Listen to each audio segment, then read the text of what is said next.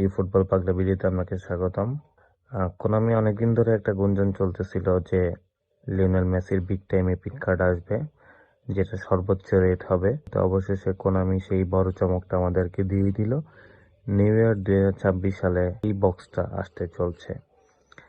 Lionel Messi ছাড়াও এখানে আরো আছে John O'Shea, Johan Cruyff, Eric Cantona, Franco Baresi, Roberto Carlos, Dennis Bergkamp. আমরা যদি একটু প্লেয়ার অ্যানালাইসিস করে দেখি, লিওনেল মেসি রেট হবে হচ্ছে 110। স্কিল যেগুলো অ্যাড করা আছে সেটা হচ্ছে মোমেন্টাম ড্রিবলিং এবং হচ্ছে ব্লিস কালার।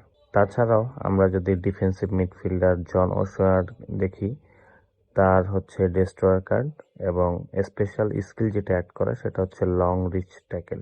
এছাড়াও জোহান ক্রুইফ যে সেন্টার ফরওয়ার্ড, তার স্পেশাল স্কিল আছে হচ্ছে মোমেন্টাম ড্রিবলিং এবং ফেনোমেনাল পাস, এবং এটা হচ্ছে ডিপ লাইং ফরওয়ার্ড কার্ড। তাছাড়াও আছে এরিক কান্তোনার যে স্পেশাল স্কিল অ্যাড করা আছে সেটা হচ্ছে ফেনোমেনাল ফিনিশিং এবং মোমেন্টাম ড্রিবলিং। এবং এরিক কান্তোনার কার্ডটা হচ্ছে fox in the box. Centre back Franco Baresi, যার স্পেশাল স্কিল অ্যাড করা আছে ফোর্ট্রেস এবং এরিয়াল ফোর্ট। এবং ফ্রাঙ্কো বারেসির এই কার্ডটা হচ্ছে বিল্ড আপ কার্ড। তাছাড়া one of the best LB আছে হচ্ছে রবার্তো কার্লোস, যেটা সবারই পছন্দ, এবং এর স্পেশাল স্কিল হচ্ছে ফোর্ট্রেস এবং edge crossing. Offensive full back একটা কার্ড, অনেক ভালো একটা কার্ড। তাছাড়াও সেন্টার ফরওয়ার্ড আছে হচ্ছে ডেনিস বার্গকাম, এর স্পেশাল স্কিল হচ্ছে visionary pass, deep lying forward card. এখন আসে মেইন কথায়, লিওনেল মেসির এই বক্স কিন্তু হচ্ছে 250 অথবা 300 প্লেয়ার থাকবে।